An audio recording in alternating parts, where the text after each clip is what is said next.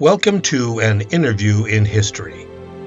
Imagine a podcast that serves as a bridge across time, connecting listeners to the voices of history's most impactful figures. Each episode is a deep dive into the lives and legacies of these individuals, exploring not just their well-documented achievements, but also uncovering lesser-known facts that shaped their contributions to our world. From scientists who unlocked the mysteries of the universe to activists who fought for social change, each story is a testament to the indelible mark they left on society. This journey through history will not only educate, but also inspire listeners to appreciate the intricate tapestry of human progress. This week on An Interview in History, we're talking with George Herman, Babe Ruth. He was an American professional baseball player whose career in Major League Baseball spanned 22 seasons, from 1914 to 1935. Nicknamed the Bambino and the Sultan of Swat, he began his Major League Baseball career as a star left-handed pitcher for the Boston Red Sox, but achieved his greatest fame as a slugging outfielder for the New York Yankees. Ruth is regarded as one of the greatest sports heroes in American culture, and is considered by many to be the greatest baseball player of all time. In 1936, Ruth was elected to the Baseball Hall of Fame as one of its first 5 inaugural members. This interview takes place on April 8, 1945. Welcome, Babe Ruth. It's an absolute honor to have you here. Let's start at the beginning. Tell us about your early childhood. Well, I was born George Herman Ruth, Jr. on February 6, 1895, in Baltimore, Maryland. My parents, George and Kate, ran a saloon, so they were pretty busy. I had 7 siblings, but only my sister Mamie and I survived past infancy. It was a rough upbringing, to be honest. What was your childhood like? I was a bit of a wild child.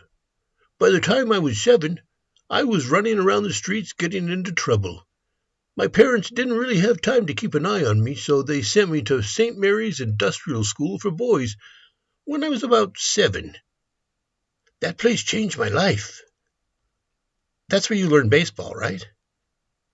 That's right. Brother Matthias, one of the monks there, was like a father to me. He taught me discipline and, more importantly, he taught me how to play ball. I took to pitching right away, and by the time I was a teenager, I could hit pretty good, too. Then how did you go from St. Mary's to the big leagues?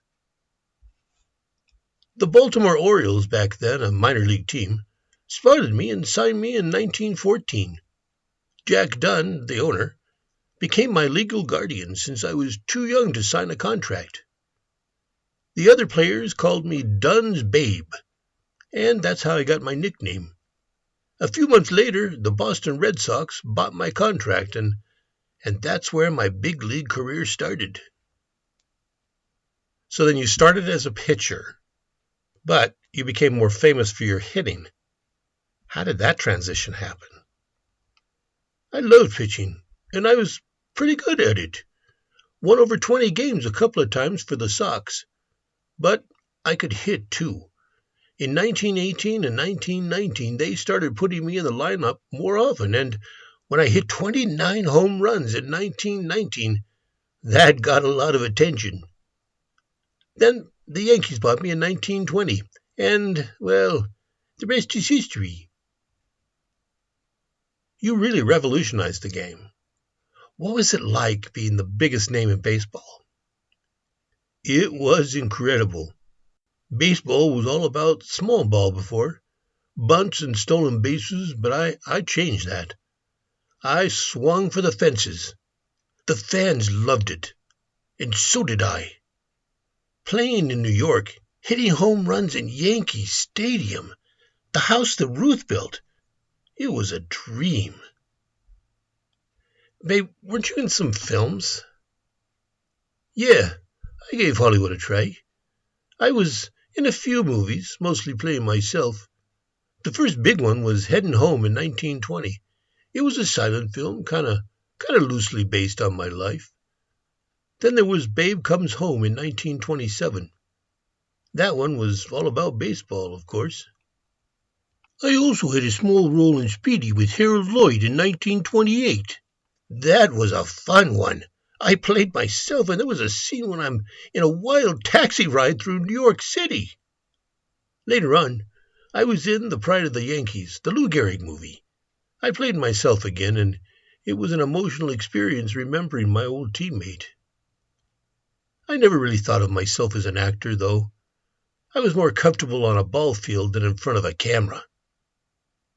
Babe, who did you admire most in the sport? And did you have any close friends in baseball? You know, I admired a lot of guys in baseball. When I was coming up, I looked up to guys like Ty Cobb and Honus Wagner. Cobb was a tough guy, played the game hard, real aggressive. Wagner was just a great all-around player, one of the best shortstops ever. But the guy I really respected was Lou Gehrig. Lou was one of the best hitters I ever saw, and he had a work ethic like nobody else. He showed up every day, never complained, and just played the game the right way. We had our ups and downs. There was a time we weren't exactly talking, but in the end, I had nothing but admiration for him. When he got sick, it broke my heart. As for close friends, I was pretty friendly with Wade Hoyt and Lefty Gomez. Those guys were fun to be around, always cracking jokes. And I got along well with my old Red Sox teammate like Ernie Shore. But honestly, I was a bit of a lone wolf sometimes. I was always off doing my own thing, you know. I understand that your 1930s salary negotiations, you had some issues. Can you elaborate? Sure. On January 7th, 1930, my salary negotiations with the Yankees quickly broke down. Having just concluded a 3-year contract at an annual salary of $70,000, I promptly rejected both the Yankees' initial proposal of $70,000 for 1 year and their final offer of 2 years at $75,000. That latter figure equaling the annual salary of then U.S. President Herbert Hoover. Instead, I demanded at least $85,000 and 3 years. When asked why I thought I was worth more than the President of the United States, I told them, if I hadn't been sick last summer, I'd have broken the hell out of that home run record. Besides, the President gets a 4-year contract. I'm only asking for 3. Exactly 2 months later, a compromise was reached with me, settling for 2 years at an unprecedented $80,000 per year. What about your personal life? How did all this fame affect your relationships? I won't lie. I had my fun. I was married twice. My first wife, Helen, and I had a rough go of it. We eventually separated. After she passed, I married Claire, who was wonderful to me and my daughters, Dorothy and Julia. She kept me grounded. What was life like after baseball? Retirement wasn't easy. I always wanted to manage, but never got the chance. That hurt. I spent my time playing golf, making public appearances, and giving back to the kids. That's important to me. I can't let you go without asking you to tell us the story about the little boy in the hospital. Ah, yeah, you must be talking about Johnny Sylvester. That was one of my favorite stories. Back in 1926, Johnny was a little boy in New Jersey who had gotten really sick. Some say it was spinal meningitis. Doctors weren't sure if he was going to make it. His family reached out, and word got to me that he was a big baseball fan. Well, I sent him an autographed baseball with a message saying I'd hit a home run for him in the World Series. Turns out, I hit 3 that day against the Cardinals. People say it helped lift his spirits. And wouldn't you know, he started getting better. Years later, Johnny grew up and lived a full life. I always said if that little promise I made helped in any way, that was better than any home run I ever hit. Finally, looking back, what are you the most proud of? I think about all the kids who look up to me, the joy I bring to fans, and how I changed baseball. That's what matters. Baseball gave me a life I could never imagine. I just hope people remember me with a smile. You know, the way a team plays as a whole determines its success. You may have the greatest bunch of individual stars in the world, but if they don't play together, the club won't be worth a dime. Very true. Thank you, babe, for sharing your story. As early as the war years, doctors had cautioned Ruth to take better care of his health, and he grudgingly followed their advice, limiting his drinking and not going on a proposed trip to support the troops in the South Pacific. In 1946, Ruth began experiencing severe pain over his left eye and had difficulty swallowing. In November 1946, Ruth entered French Hospital in New York for tests, which revealed he had an inoperable malignant tumor at the base of his skull and in his neck. His name and fame gave him access to experimental treatments, and he was one of the first cancer patients to receive both drugs and radiation treatment simultaneously. Having lost 80 pounds, he was discharged from the hospital in February and went to Florida to recuperate. He returned to New York and Yankee Stadium after the season started.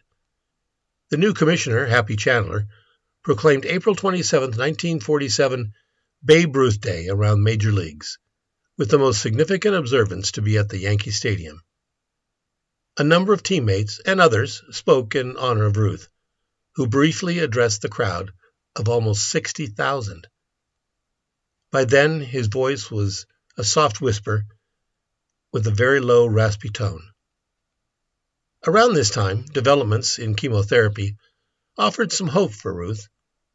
The doctors had not told Ruth that he had cancer because of his family's fear that he might do himself harm. Ruth showed dramatic improvement during the summer of 1947, so much so that his case was presented by doctors at a scientific meeting without using his name. But the improvement was only a temporary remission, and by late 1947, Ruth was unable to help with the writing of his autobiography, The Babe Ruth Story, which was almost entirely ghostwritten. In and out of the hospital in Manhattan, he left for Florida in February 1948, doing what activities he could. On June 5, 1948, a gaunt and hollowed-out Ruth visited Yale University to donate a manuscript of the Babe Ruth Story to its library. At Yale, he met with future President George H.W. Bush, who was the captain of the Yale baseball team. On June 13th, Ruth visited Yankee Stadium for the final time in his life, appearing at the 25th anniversary celebrations of the house that Ruth built. By this time, he had lost much weight and had difficulty walking. Introduced along with his surviving teammates from 1923, Ruth used a bat as a cane. Ruth made one final trip on behalf of American Legion Baseball. He then entered Memorial Hospital, where he would die. He was never told he had cancer. However, before his death, he surmised it. He was able to leave the hospital for a few short trips, including a final visit to Baltimore. On July 26, 1948, Ruth left the hospital to attend the premiere of the film The Babe Ruth Story. Shortly thereafter, he returned to the hospital for the final time. He was barely able to speak. Ruth's condition gradually grew worse, and only a few visitors were permitted to see him. Thousands of New Yorkers, including many children, stood vigil outside the hospital during Ruth's final days. On August 16, 1948, at 8:01 p.m., Ruth died in his sleep at the age of 53. His funeral service took place over 3 days. His open casket was placed on display in the rotunda of the Yankee Stadium, where it remained for 2 days. 77,000 people filed past to pay him tribute. His Requiem Mass was celebrated by Francis Cardinal Spellman at St. Patrick's Cathedral. A crowd estimated at 75,000 waited outside. Ruth is buried with his second wife Claire on a hillside in Section 25 at the Gate of Heaven Cemetery in Hawthorne, New York. And now, another forgotten history. In 1931, a teenage girl made history in a way that no one saw coming. Jackie Mitchell, the 17-year-old pitcher for the Chattanooga Lookouts, took the mound and did the unthinkable. She struck out baseball legends Babe Ruth and Lou Gehrig in an exhibition game. This feat, which sounds something like out of a Hollywood movie, was very real and showcases the incredible talent Mitchell possessed. From a young age, Mitchell's potential was evident. Living next door to future Baseball Hall of Fame inductee Dizzy Vance, she learned to pitch by using a special drop ball technique. Her skills quickly advanced, and by 17, she was playing for a women's team, attending a baseball school in Atlanta, and catching the eye of the Chattanooga Lookouts. In 1931, she signed one of the first professional baseball contracts given to a woman. Mitchell's moment of fame came swiftly that season, but her triumph was short-lived. Despite her impressive performance against Ruth and Gehrig, the baseball commissioner soon voided her contract, deeming the sport too strenuous for women. Undeterred, Mitchell continued to play professionally with traveling teams until her retirement in 1937. Jackie Mitchell's story is a testament to breaking barriers and challenging norms. Her legacy reminds us that talent knows no gender, even if the world isn't ready to accept it. Join us next week when we talk with Lester Joseph Gillis, also known as George Nelson and Babyface Nelson. He was an American bank robber who became a criminal partner of John Dillinger when he helped Dillinger escape from prison in Crown Point, Indiana. Until then, take care